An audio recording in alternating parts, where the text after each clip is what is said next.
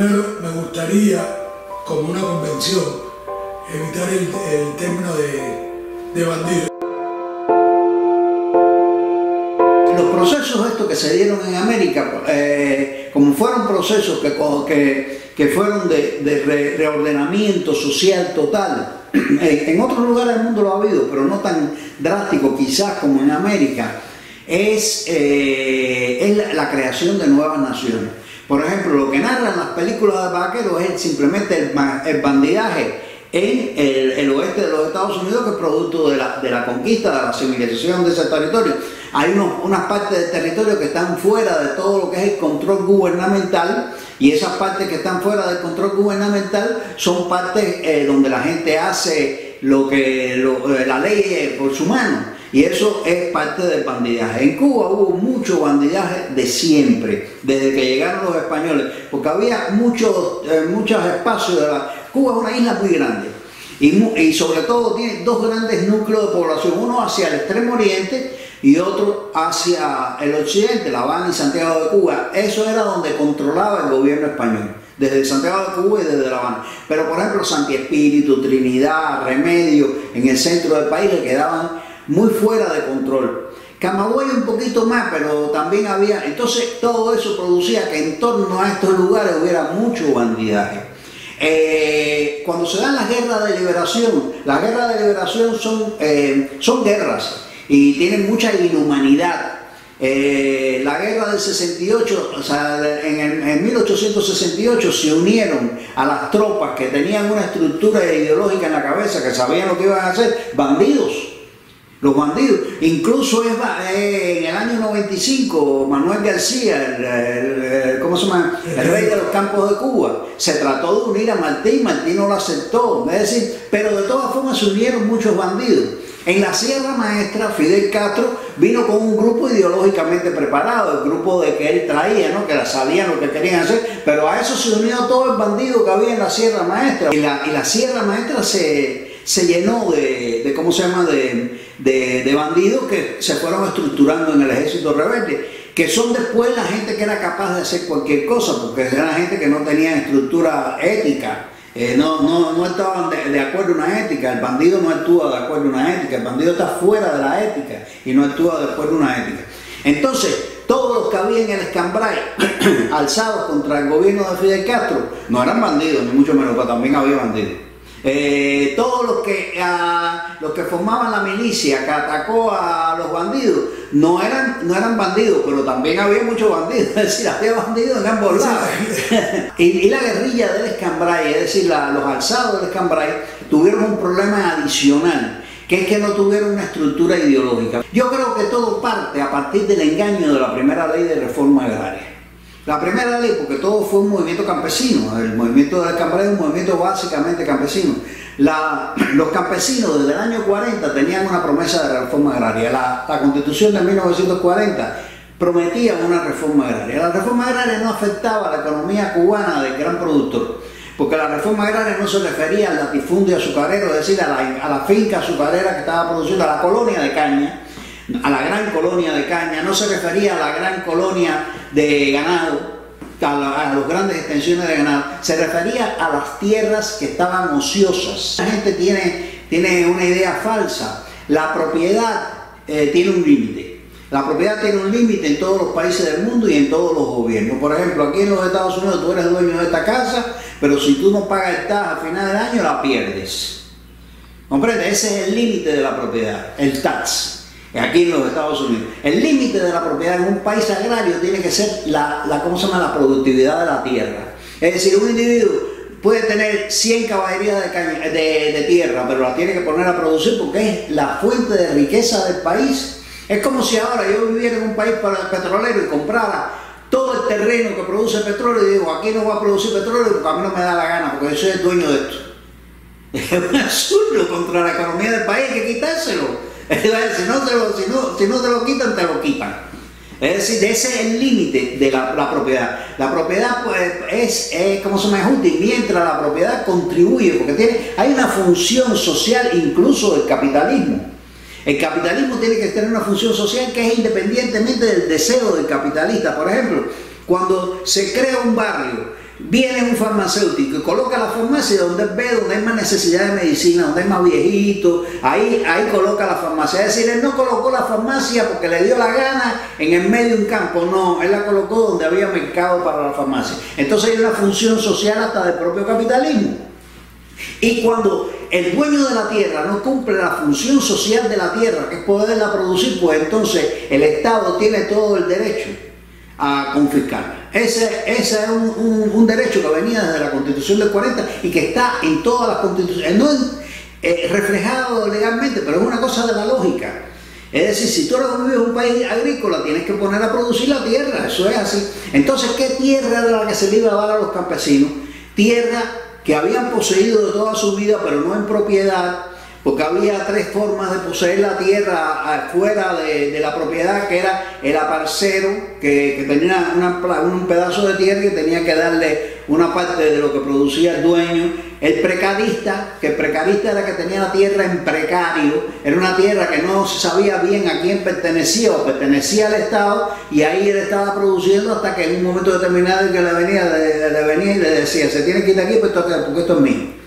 Que a veces era simplemente un engaño, porque eran esos los engaños, por ejemplo, en torno a los realengos, que los realengos eran tierras que eran reales, que eran tierras estatales, y que de pronto, por un documento que se hizo espurio, pertenecía a una compañía azucarera norteamericana. Eso fue el rollo del realengo 17, y el de Arengo de las Magoas fue eso, ¿no? Que fue como son una trampa, y por eso los campesinos se rebelaron, porque los campesinos no son idiotas tampoco. Entonces había que eliminar estas propiedades, pero el problema es que la ley de reforma agraria entregó 4 o 5 títulos de propiedad y después separó todo eso. Entonces empezaron a no sé qué, que si las cooperativas, que si las granjas. Entonces cuando vine a ver, el campesino vio que la tierra no se la estaban dando y que la ley de reforma agraria no se estaba cumpliendo, porque la gente está equivocada. El problema de la ley de reforma agraria de la primera es que no se cumplió. Es que no se cumplió. Ahí lo que hicieron fue un engañabobo. Al principio dijeron, vamos a entregar las tierras, después no entregaron nada, todo eso fue para el Estado. Que eso no era la esencia de la ley de reforma agraria. La esencia de la ley de reforma agraria era entregar las tierras a los campesinos. Y los campesinos engañados, sobre todo los campesinos de una zona que era muy montaraz, la zona del Escambray, porque la zona del Escambray es la zona más propicia para que la gente haga lo que le dé la gana. Porque no es una sierra como la Sierra Maestra, que la Sierra Maestra va de este a oeste, desde un extremo a otro del sur de la provincia de Oriente. Entonces, no tiene tanto ancho, sino lo que tiene es largo.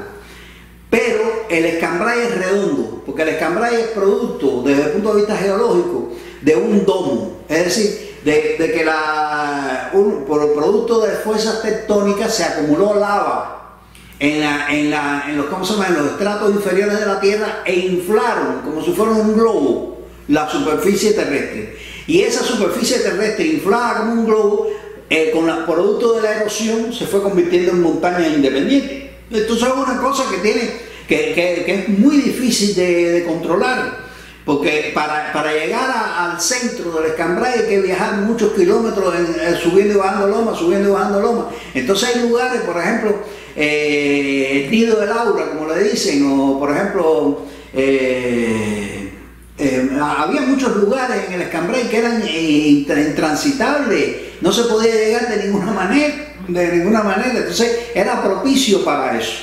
Pero además de eso, allí había muchos campesinos que eran precaristas, gente que aspiraba a tener su pedacito de tierra, gente que había ayudado al directorio cuando estuvo en el Escambray, que había ayudado a Che cuando estuvo en el Escambray, que había ayudado a Eloy Gutiérrez Menoy cuando estuvo en el Escambray, y que después se vieron frustrados porque los términos de la ley de reforma agraria no se cumplieron. Y esa es la causa fundamental de dónde nació todo eso. ¿Que había bandido entre ellos? Había bandido entre ellos. ¿Que había gente muy honrada entre ellos? La mayoría. Eran gente que lo único que quería era su pedacito de tierra, que le cumplieron lo que decía la ley. Por eso decían de recuperación revolucionaria, movimiento de recuperación revolucionaria, porque había que recuperar lo que no se estaba haciendo, la promesa. Es decir, el movimiento no era contrarrevolucionario, de hecho era revolucionario. De hecho sí, de hecho era para que se cumpliera realmente lo que se había prometido. Y que no sé, y porque también a los campesinos los asustó mucho cuando vieron que estaban confiscando, ¿no? Que estaban quitándole la tierra al que ya la tenía de antes. Desde contra, si a mí no me la han dado y al que la tiene se la están quitando, esto está mal. Cuando empezó la guerra del Escambray, que sería en el año de 59 mismo, empezaron los alzados. Primero en Pinar del Río, los primeros que fueron en Pinar del Río, la verdad. Que ahí es donde vienen los malagones, que son los mismos campesinos, porque entonces manipula Fidel a un grupo de campesinos para lanzarlo contra el otro grupo de campesinos. Eso fue como se hizo eso. Entonces ¿cómo se llama? Entre primos, entre hermanos, lo que se da el rollo de... Y después de eso pues van apareciendo las guerrillas en otros lugares de Cuba. Hubo alzados en toda Cuba. Hubo alzados, infinitamente más cantidad de alzados de todos los que tuvo el ejército rebelde alguna vez. Porque alzados pudieron llegar a ser 15.000. Es decir, fue una guerra muy cruenta que le costó al gobierno, pero muchísimo, ¿cómo se llama?, llegar y fue despiadada. La característica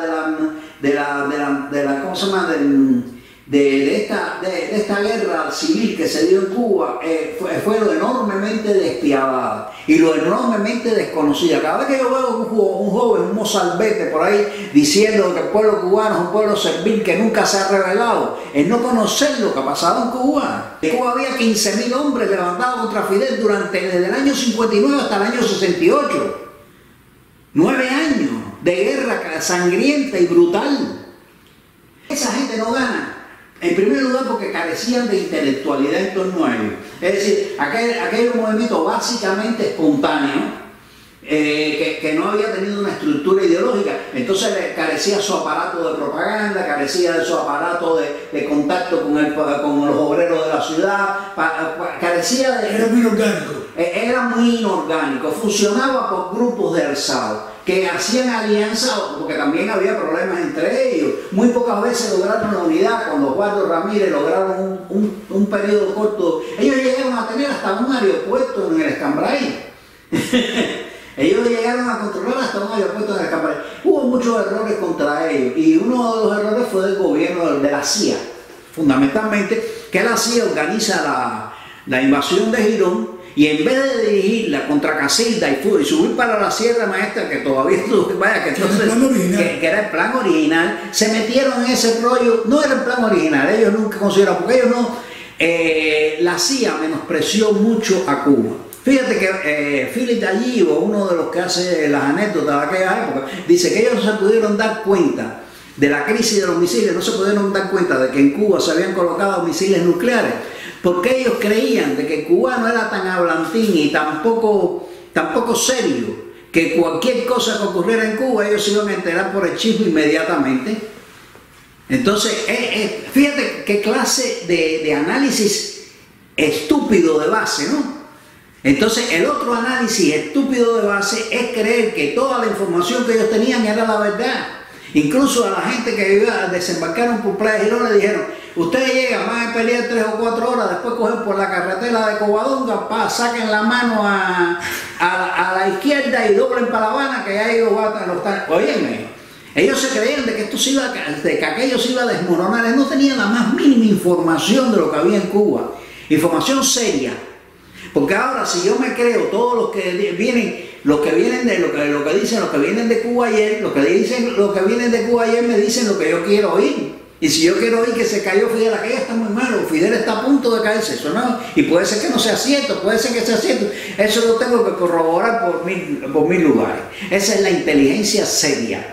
Pero ellos no hicieron una inteligencia seria con respecto a Cuba. Si ellos hubieran hecho una inteligencia seria con respecto a Cuba, ellos se hubieran dado cuenta que la cosa ya estaba dentro de Cuba y era el Escambray, y lo que había era que apoyar el Escambray. Pero hay una relación tradicional y sistemática de la CIA con el Escambray, de suministros al Escambray. Sí, pero no era serio, no era serio. Ellos no lo reconocieron con personalidad jurídica.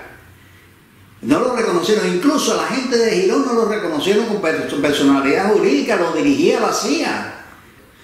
Ellos si le hubieran dado autoridad, si le hubieran dado personalidad jurídica a las personas que estaban haciendo la lucha contra el castrismo en Cuba, pues eso hubiera navegado por otro camino. Porque los sí sabían lo que querían, los cubanos de aquellos sí sabían cómo era y veían los errores. Pero claro, también había un menosprecio de los propios cubanos hacia sí mismos. La gente decía, había gente en Cuba que yo lo oí muchas veces, no, esto no va a durar mucho porque los americanos están en contra. Eso es también sobrevalorar a los americanos.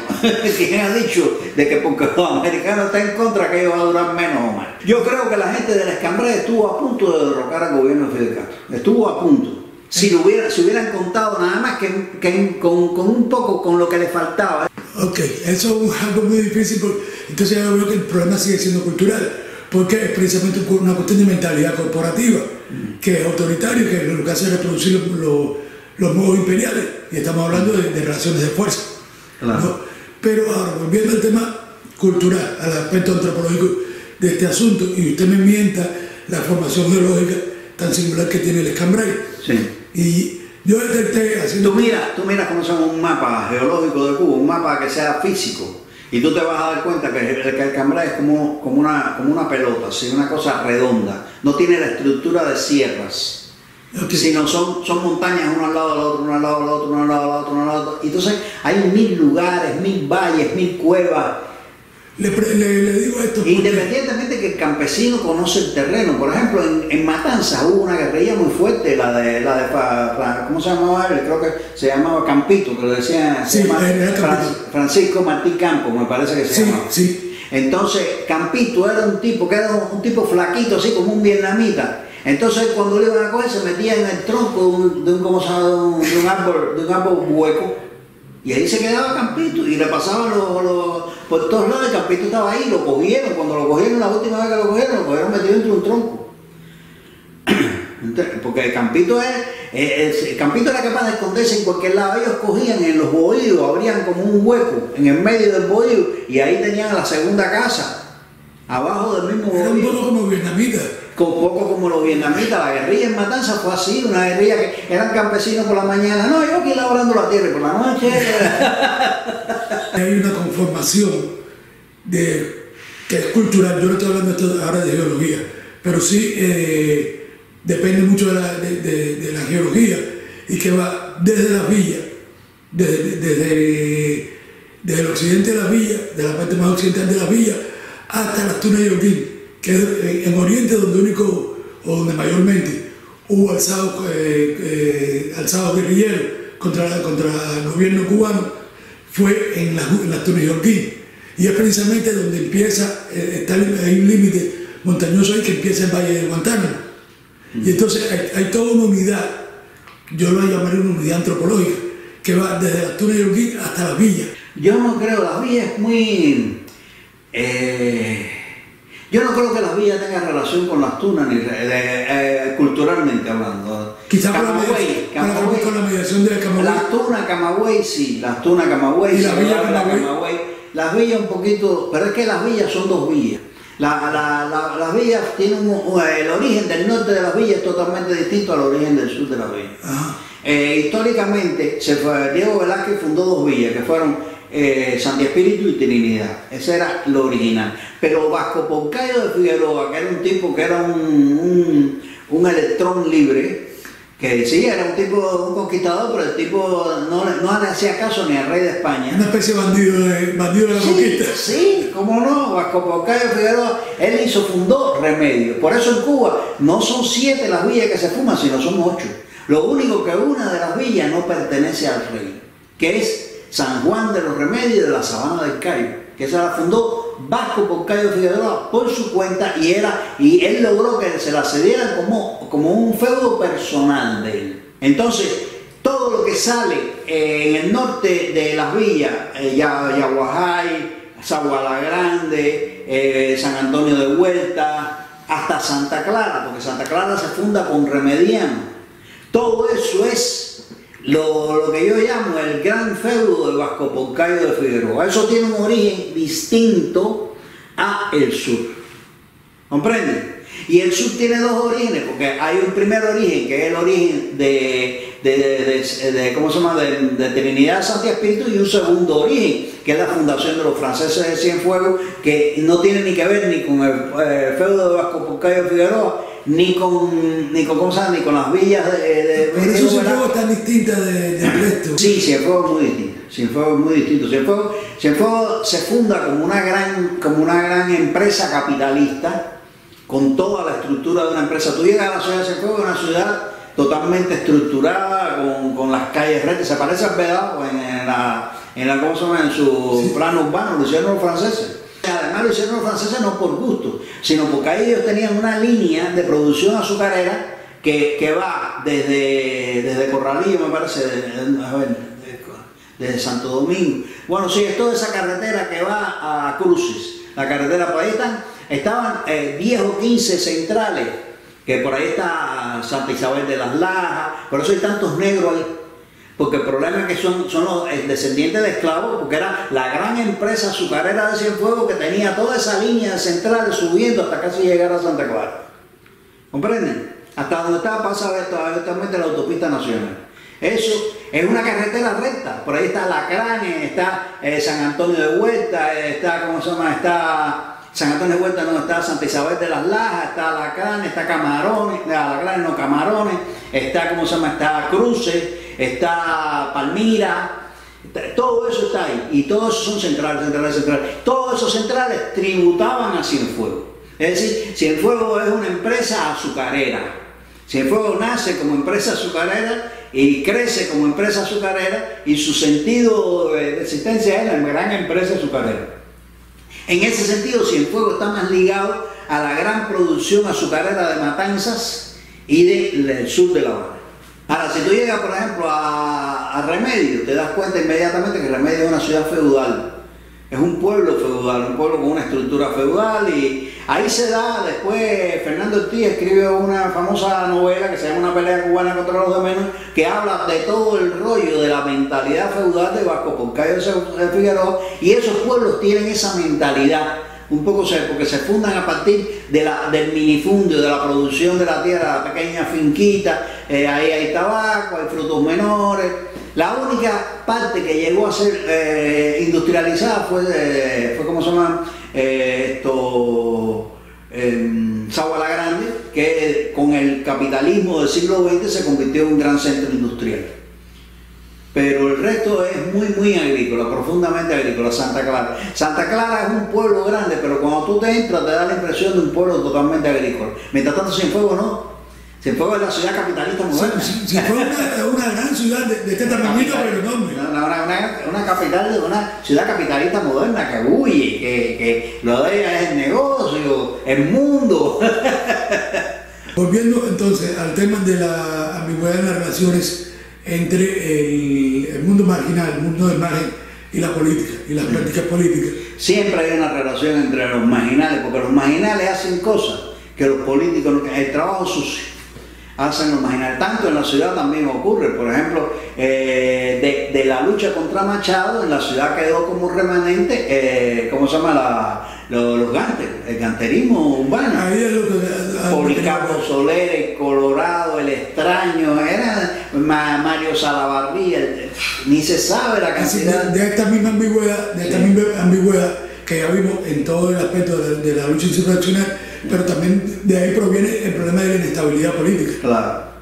Y por ejemplo, yo te iba a hablar, porque el Escambray fue una guerra, la guerra contra lo que duró 9 años, ya te he dicho, y que fueron probablemente 15.000 alzados. Nunca se sabrá exactamente cuánta cantidad de alzados, porque muchos fueron totalmente asesinados.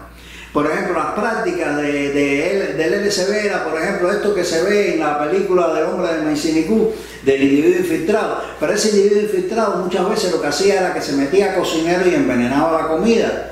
Y entonces de un palo mataban a 15 o 20 alzados, porque le envenenaban la comida. Eso se hizo cantidad. Después ellos se dieron cuenta de que entraba, que quería ser cocinero, era porque le iba a envenenar la comida. Y por lo general era el primo de fulano, lo conocían, porque ahí lo que se echaron a fajar fue hermano contra hermano, primo contra hermano, así, eso era lo que era aquello.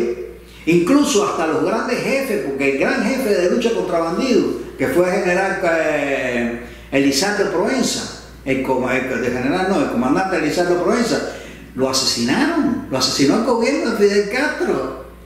terminó asesinado. Elizalde Provenza no se sabe ni el día que murió. Dicen que murió como Barbarroja, que murió en un accidente de tránsito. ¿Accidente de tránsito? ¿Contra qué cantidad? ¿Qué específico accidente de tránsito? Porque Elizalde Provenza, como era un hombre de esa naturaleza, montará, porque la característica de los alzados del Cambrai y de la lucha contra la insurgencia es que eran la misma mentalidad de gente que estaba fuera de la ley. Ellos no se regían bajo ningún canon ético. La lucha contra bandidos, lo que llamó el LSB, se hizo sin ninguna ética. Por ejemplo, se cogían 20 personas presas y ahí mismo sumarios se fusilaban, sin preguntarle ni quién nació, ni quién tú eres. Entonces parece que las prácticas antiéticas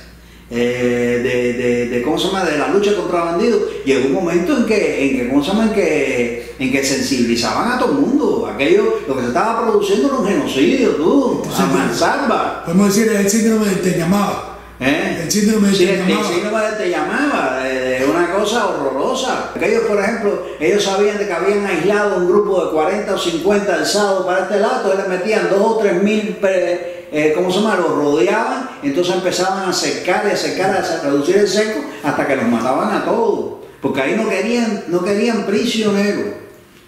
Que ese sí es el caso de Tondique. Ese sí es el caso de Tondique. Sí, el caso de Tondique. Había pocos negros uno de ellos era Tondique. Sí, había pocos negros. Porque el problema es que en toda esa zona el campesino que tiene tierra es un campesino de origen español. Sí. De origen español. Sí, okay. Porque el problema fue en torno a la tierra. Fundamentalmente lo que entusiasmó a esa gente al hacerse contra el gobierno era el problema de la tierra. Y los negros que provenían no tenían tierra. No tenían tierra. No tenían tierra. De hecho, eran más eso fue al principio un hándicap y después ha sido una cosa muy importante, porque entonces la masa negra se lanzó hacia las ciudades. Ajá. Y se convirtió en obrero y tuvo oportunidades de estudiar, que ese campesino nunca tuvo oportunidad de estudiar, porque lo que es bueno en un momento determinado se puede convertir en contra tuya. Yendo de esta inestabilidad, de una inestabilidad política, realmente como cultura política del país, todo esto es lo que va a producir una figura, por ejemplo, como la de General Machado. Sí. Y la caída de Machado con la inestabilidad producida.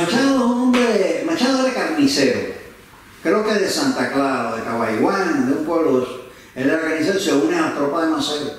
Él se une primero a las tropas de Santi Espíritu, no me acuerdo ahora cómo se llamaba este caudillo de Santi Espíritu. Después se le incorpora a Maceo y Machado llega a ¿cómo se llama?, los mangos de roca en Manto con Maceo. Y Maceo es que lo hacía de general. Machado no le regalaron nada. Pero Machado también era un campesino de esos tipos de Cambrai que estaba... Pero hizo mucho por Cuba.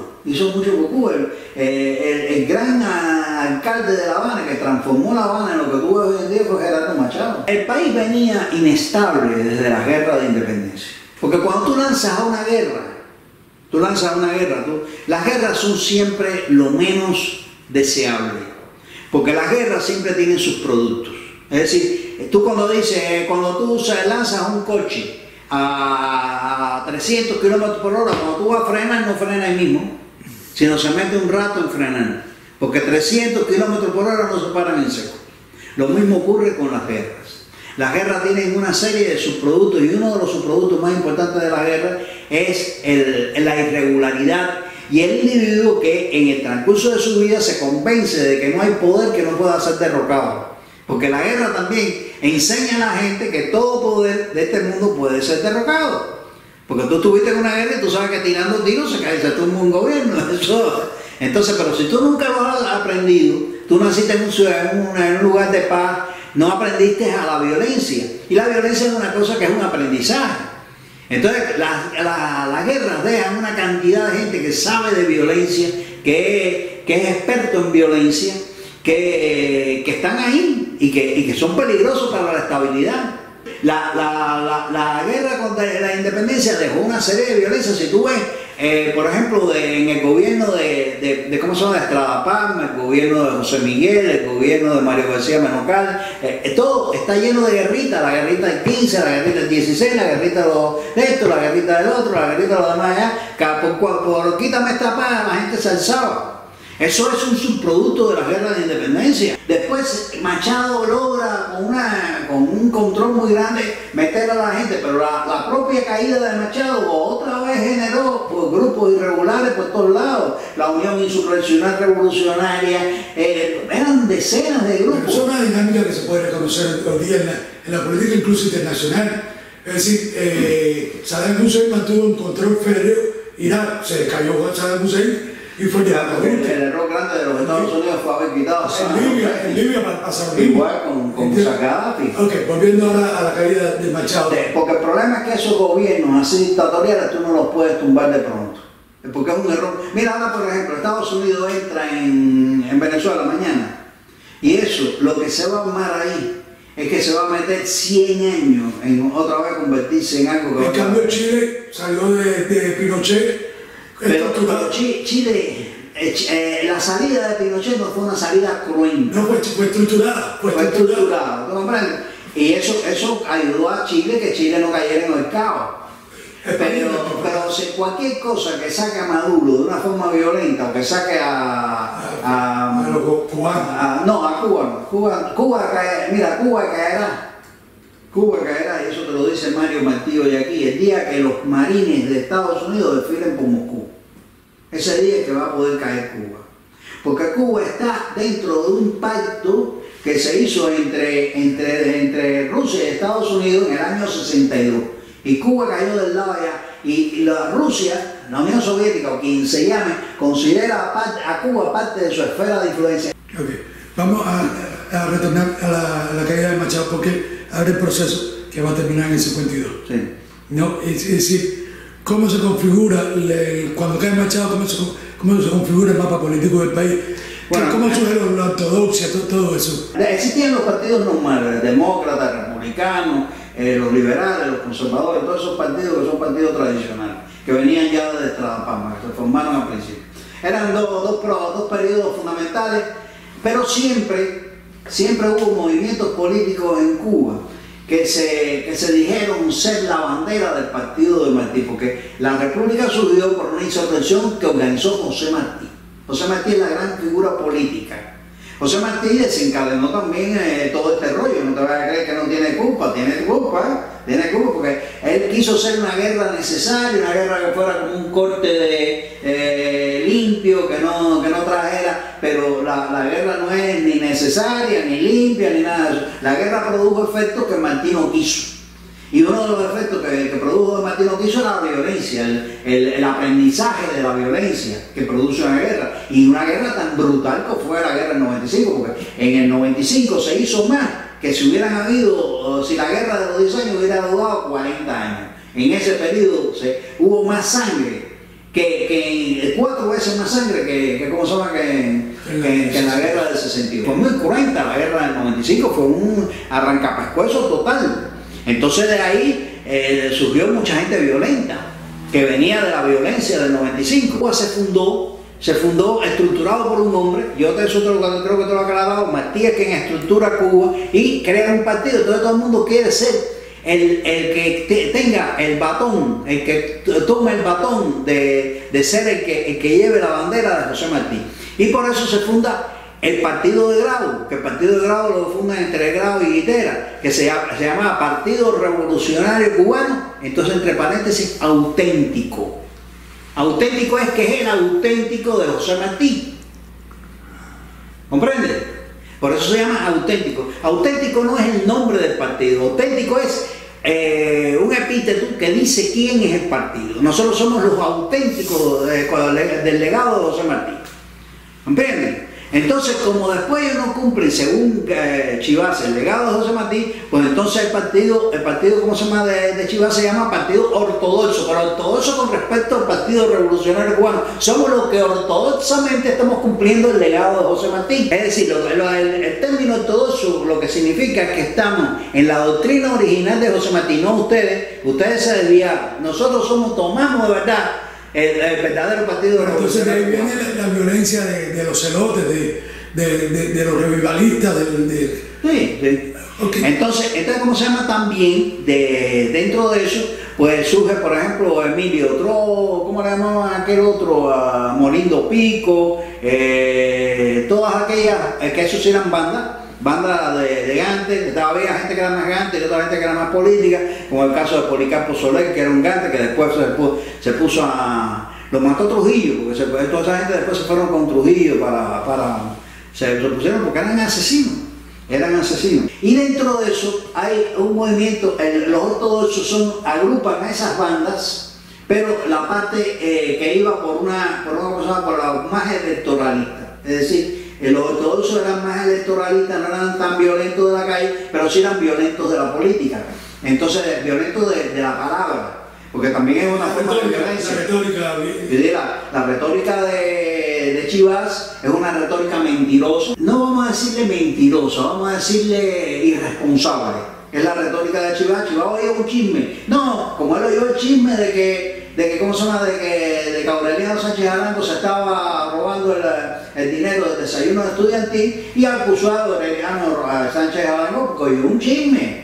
Es decir, era poco serio, Chivas era muy poco serio, pero su accionar, porque Chivas sí era un demagogo con un verbo que subyugaba a la gente. Es decir, la gente creía de que Chivas era... Porque la gente siempre está buscando un mesías. En todos lados del mundo la gente está buscando un mesías. Trump es un mesías, Obama es otro mesías, Kennedy es otro mesías, Roosevelт es otro mesías, y Hirohito es otro mesías. Todo el mundo está buscando mesías. En el mundo el problema del mesías es como si fuera un problema antropológico del ser humano. Vamos a buscar nuestro mesías. Entonces no hay mesías, eso es el problema. Lo primero que tú tienes que convencerle al ser humano es que no hay mesías. Entonces él tomó la actitud de mesías y se convirtió en un mesías. Entonces lo que hizo fue subvertir al país. Un país que estaba caminando por el camino correcto. No, si tú haces así y coges los periódicos de la época de Prío, tú dices, no, esto es un caos. Pero tú tienes que ver a Cuba y que compararla consigo misma. Es decir, cómo era el caos en época de Grau, cómo era el caos en el primer gobierno de Batista, cómo era el caos en los años 30. Entonces el gobierno de Prío era un camino para salir del caos. Estaba en el camino correcto de salir del caos. Si se hubiera dado las elecciones del 52 y hubiera cogido, como yo estoy seguro, que iba a ganar ella, no iba a ganar Agramonte, porque el partido, todo eso se empezó a desinflar después eso fue una de las cosas que lleva a Fidel Castro a atacar el cuartel Moncada y todas esas cosas. Él se da cuenta que los ortodoxos no van a ganar más nunca. Porque el problema es que los ortodoxos caen desde las manos de Chivala, caen a las manos de Agramonte. Y Agramonte era un filósofo, Agramonte era un hombre de letras, un cortesano. Agramonte era un tipo fino, un tipo que era incapaz de meterse. Agramonte es el filósofo más importante que probablemente haya dado Cuba nunca. Agramonte es un hombre de la filosofía, un hombre que es profesor universitario. Entonces Agramonte no levantaba, no era un personaje capaz de levantar a las masas, de enardecerlas, esas cosas que hacía Chivas. Entonces el partido empezó a desinflarse, a perder aire. Entonces, ¿cómo se llama? Quienes iban a ganar eran de nuevo los auténticos. Se iba a dar un tercer gobierno auténtico. Que venía con el Tribunal de Cuentas. Que iba a poner al Tribunal de Cuentas. Porque el Tribunal de Cuentas iba a cortar el canterismo. ¿Por qué iba a cortar el canterismo? Porque de las botellas, de todos los negocios sucios que se hacían desde el gobierno, se pagaban a los gantes. Porque los gantes eran bandas políticas.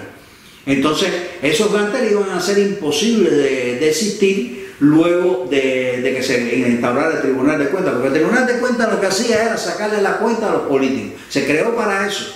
Es decir, usted ha sido senador de X cantidad de años, ha ganado tanto, como usted se compró una casa que vale el doble.